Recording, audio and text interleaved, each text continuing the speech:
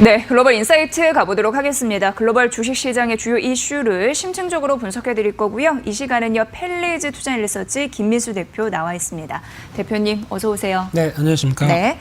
자, 오늘 첫 번째로 글로벌 제약 바이오 이쪽의 핫 트렌드를 분석해 드릴 텐데 네. 최근에 두 가지가 떠오르고 있습니다. 첫 번째는 유전자 치료제, 그리고 두 번째는 뇌질환 이겁니다. 우리가 JP모건 헬스케어 컨퍼런스 같은 경우에서도 이를 좀 확인할 수 있었습니다. 그렇죠. 핫 트렌드 어떻게 보십니까? 네, 지난 1월 달에 끝난 JP모건 컨퍼런스가 38회였습니다. 네. 예. 그때 나왔던 여러 가지 또 신약 개발이나 제약 업체들이 많이 모여서 얘기를 했던 결과를 하나 유출을 해보게 되면 예. 가장 크게 두 가지로 보여지고 있는데요.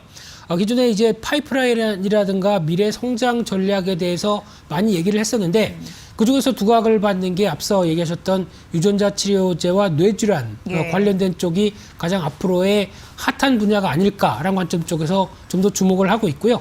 일단 먼저 유전자 치료제 관련된 부분들을 보게 되면은 일단 좀 말은 어렵습니다만 특히 문제 있는 유전자를 정상적으로 회귀시키고 게다가 치료 효과가 있는 유전자를 인체에 투입한다라고 하는 어떻게 보면은 약간 개조에 가까운 여러 가지 얘기들이죠.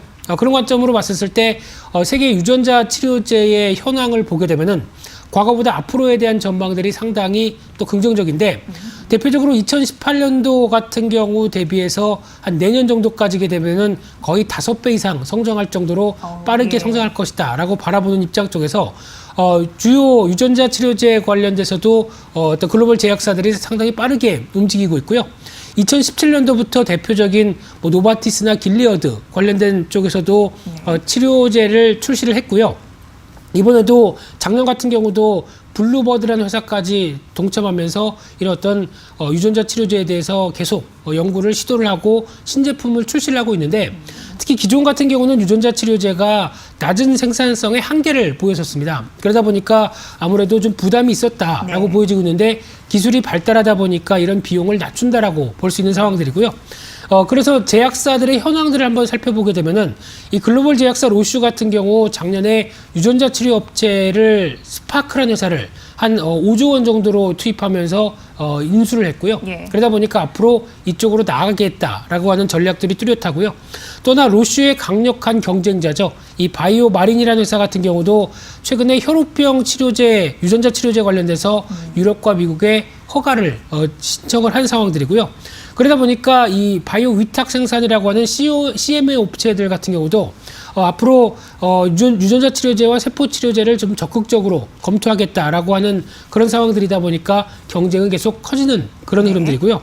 또한 두 번째로 뇌질환 관련된 쪽도 상당히 어떤 여파가 좀 커지고 있다라고 보여지고 있는데 대표적으로 뇌질환 하게 되면은 또 알츠하이머 많이 얘기가 나올 수밖에 없는 분야고 또 파킨슨병 두 가지가 가장 또 핫한 뇌질환 관련된 쪽에서의 연구 분야라고 볼 수 있는데 특히 세계 알츠하이머 치료제 같은 경우는 2018년도 대비해서 벌써 이제 내년 정도 같은 경우는 또 2배 이상 성장할 걸로 보여지고 있고요. 마찬가지로 파킨슨병 치료제 같은 경우도 계속 꾸준하게 시장에 대한 어떤 글로벌 제약사들의 매출액이 커질 걸로 보여지고 있는데 그중에서 누플라지드라는 회사 그리고 미라펙스라는 회사들이 주도가 되면서 여러 가지 성장을 이끌 것이다라는 관점들이 상당히 큰데 하지만 그림에서 보시는 것처럼 이 회사 말고도 다르게 개발하고 있는 회사들이 좀 더 많습니다. 그러다 보니까 앞으로의 비중은 다른 회사들이 좀 더 커질 것이지 않겠느냐라고 해서 떠오르는 분야에 대한 여러 가지 기대감은 높다고 봐야 될 부분들인데요. 특히 여기서 또 최근에 좀 성과를 내고 있는 업체 중에 하나가 바이오젠이라는 회사입니다. 바이오젠이요? 예, 특히 작년 3월 달에는 후보 물질이었던 아두카누마비 임상 3상에 실패했다고는 보여지고 있는데 보완을 하겠다. 그러면서 10월 달에 미국의 품목 허가를 작년에 추진을 했던 상황들이고요.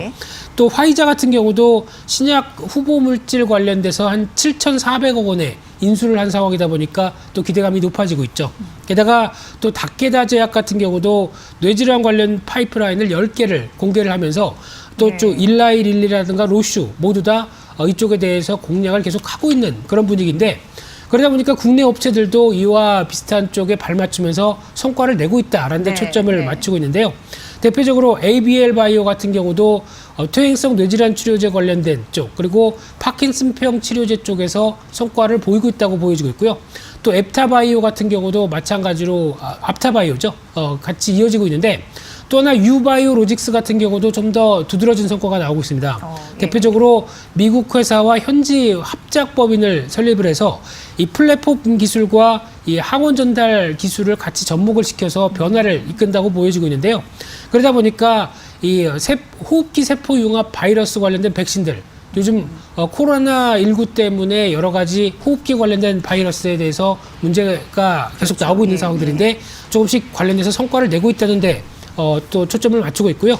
그 밖에 대상포진 바이러스, 또 알츠하이머 백신 이런 쪽으로 개발을 하다 보니까 국내 중소형 바이오 업체들도 기대감은 계속 높아지고 있다. 이렇게 정리를 할 수 있을 것 같습니다. 네, 유전자 치료제 같은 경우에는 치열한 이 경쟁을 예고하고 있는 상황이고 네. 여타 다른 제약사 같은 경우에도 이 뇌질환 신약을 개발하겠다라는 발표가 주를 잇고 있는 상황입니다. 네. 우리나라 기업 쪽에서도 성과를 낼 수 있을지 보셔야 될 것 같아요. JP모건 컨퍼런스, 그러니까 헬스케어 컨퍼런스인데 이쪽에서도 부각이 됐던 그런 부분이기 때문에 잘 참고하시면서 이번 주 대응하시면 좋을 것 같고요.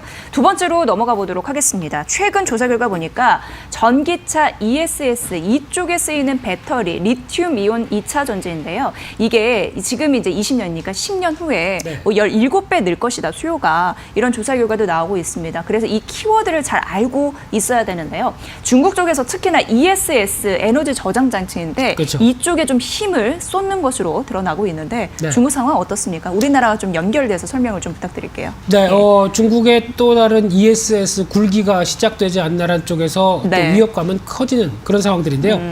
대표적으로 중국 같은 예, 경우는 전기차가 중국의 보조금을 통해서 많이 성장했던 대표적인 흐름들이죠. 예. 그러다 보니까 중국의 2차 전지 경쟁력이 상당히 좀 커진 상황 속에서 추가적으로 ESS 시장까지 진입하겠다라고 하는 의도가 뚜렷하다고 보는 상황들인데요.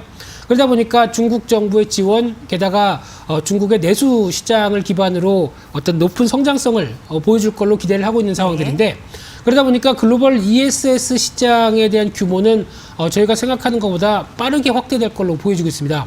대표적으로 올해부터 앞으로 5년 사이에만 한다고 하더라도 벌써 4배 이상 성장할 걸로 보여지면서 올해 이후에 가파른 성장을 예고를 하고 있다 보니까 네. 중국 업체들도 추가적인 먹거리겠다라고 관점 쪽에서 뛰어든다고 봐야 될 부분들인데요. 특히 ESS 같은 경우는 가장 중요한 게 과잉 생산된 전력 배터리를 충전을 했다가 이쪽을 필요할 때 끌어내는 그렇죠. 흐름들이죠. 예, 예. 그러다 보니까 이 전기차 배터리 업체들도 같이 연관돼서 연결시킬 수 있는 중요한 고리다라고 관점 쪽으로 봤을 때 화면을 보시게 되면은 그래도 글로벌 ESS 시장은 한국 업체들이 주도를 하고 있습니다. 그러네요. 예. 삼성 SDI, LG화학 중심으로 거의 80% 이상 차지를 하고 있고요. 떠오르는 쪽이 이제 중국의 BYD라고 하는 예. 이 회사가 한 10% 비중을 차지하고 있는데 이를 좀 더 늘려야겠다라는 쪽으로 나오고 있는데요. 특히 BYD 같은 경우는 잘 아시는 것처럼 특히 ESS 중국의 중요한 또 배터리 관련된 회사죠. 예. 그쪽에서 ESS 사업부를 기존의 14 사업부 쪽에서 이 사업부 쪽으로 전환을 시도합니다. 그렇다는 얘기는 앞으로 주력 사업으로 육성하겠다라는 키우겠다. 의지가 상당히 크다고 봐야 될 것 같고요. 특히 작년 같은 경우 11.66기가와트 C 정도로 출하를 했을 걸로 보여지고 있는데 작년 대비해서 한 10배 이상 증가시킬 계획을 보여주고 있고요. 게다가 인력 같은 경우도 총 인력 중의 3분의 1이 R&D 쪽입니다. 그러다 보니까 앞으로 기술 격차를 계속 극복하겠다라는 의지가 상당히 크다고 봐야 될 것 같고요. 특히 이런 저력은 95년도 설립 이후에 단기간에 글로벌 전기차 판매량 2위까지 올라올 정도의 어떤 저력이 있다 보니까 네. 이에 따른 앞으로의 변화들은 상당히 위협적이다라고 볼 수 있는 상황들이고요. 예. 또나 CATL이라고 하는 또 글로벌 전기차 배터리 점유율 1위 업체 같은 경우도 작년에 미국의 ESS 시장에 진출을 했습니다. 게다가 추가적으로도 일본 진출에 대한 계획까지도 발표를 하는 상황이다 보니까 국내 업체들 같은 경우도 긴장감이 높아질 수밖에 그러네요. 없겠죠. 예. 그래서 대표적으로 국내 업체들 같은 경우 국내와 해외 쪽에 대해서 어떤 시장 점유율을 한번 보게 되면은 삼성 SDI 같은 경우가 국내 쪽이 좀 더 높고요. LG화학 같은 경우는 그래도 비슷한 수준이긴 한데 나머지 업체들이 조금 더 해외 쪽에서 선전을 하고 있는 예. 그런 상황들인데 이런 쪽에서 작년부터 계속 얘기가 나왔던 게 ESS 화재 관련된 쪽이죠. 그러다 보니까 이에 따른 리스크였죠. 그렇죠. 그래서 어떤 수주가 많이 위축돼서 작년에 수주량은 거의 하반기에는 뭐 없었다라고 볼 정도로 많이 위축이 돼 있는 상황들이고 게다가 또 이를 통해서 뭐 화재 시스템이라든가 예. 또 추가적으로 발생하지 말아야 될 문제들을 계속 보완하면서 재무 구조도 그런 쪽에 반영을 했던 실적도 그런 쪽에 반영을 했던 그런 상황들인데 이런 쪽에서 이제 중국이 해외 시장 쪽에서 진입을 시도를 한다라고 하게 되면은 앞으로 어느 정도 격차를 계속 확대할 수밖에 없는 그런 쪽에 대한 숙제가 남아 있다고 봐야 될 것 같고요. 특히 또 게다가 SK 이노베이션 같은 경우도 네. ESS 시장에 진입을 선언하는 흐름이 나오면서 여러 가지 변화가 나올 걸로 보여지는 만큼 국내 업체들이 앞으로 이를 얼만큼 견제하고 얼만큼 격차를 또 이어 나가는지 여부들도 하나의 중요한 또 변화의 과제가 아닐까 그렇게 보여지고 있습니다. 네, 중요하네요. 중국 ESS 굵기 이런 이슈에 대해서 말씀해 주셨습니다. 올해 이후 가파른 성장세를 보일 것이다라고 했는데 네. 우리나라가 아직까지 선두 업체이긴 합니다만 중국이 치고 올라갔을 때는 위험할 수도 있겠죠. 그렇죠. 화재 등의 쓴맛을 봤던 그런 경험치도 있기 때문에 잘 보셔야 될 것 같습니다. 어쨌든 우리가 또 해결해야 할 과제가 아닐까 싶습니다. 이렇게 중국 ESS 굵기 이슈까지 다뤄드렸습니다. 글로벌 인사이트 함께했고요. 펠레이즈 투자인 리서치 김민수 부장의 대표의 분석이었습니다. 잘 들었습니다. 고맙습니다. 감사합니다.